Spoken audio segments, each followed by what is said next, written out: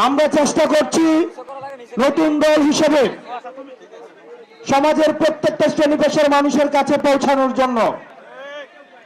আমরা এই আন্দোলনে যারা সরাসরি অংশগ্রহণ করেছে আমরা তাদের কাছে পৌঁছেছি।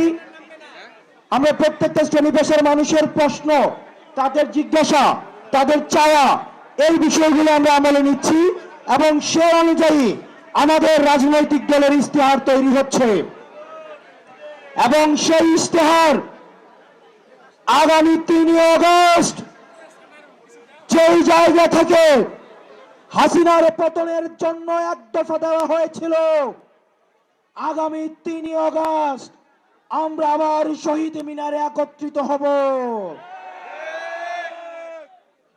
গত বছরের ৩ আগস্ট ছিল হাসিনা পতনের ইশতেহার, এই বছরের ৩ আগস্ট হবে স্বৈরাচার মুক্ত বাংলাদেশ গঠনের ইশতেহার।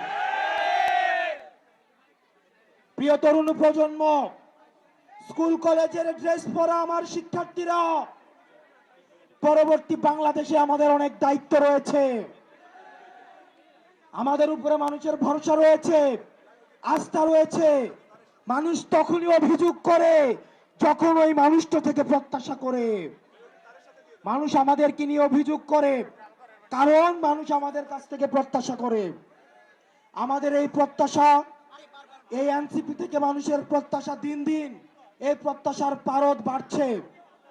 এই প্রত্যাশার পারদের সাথে সাথে আমাদের দায়িত্ব বাড়ছে।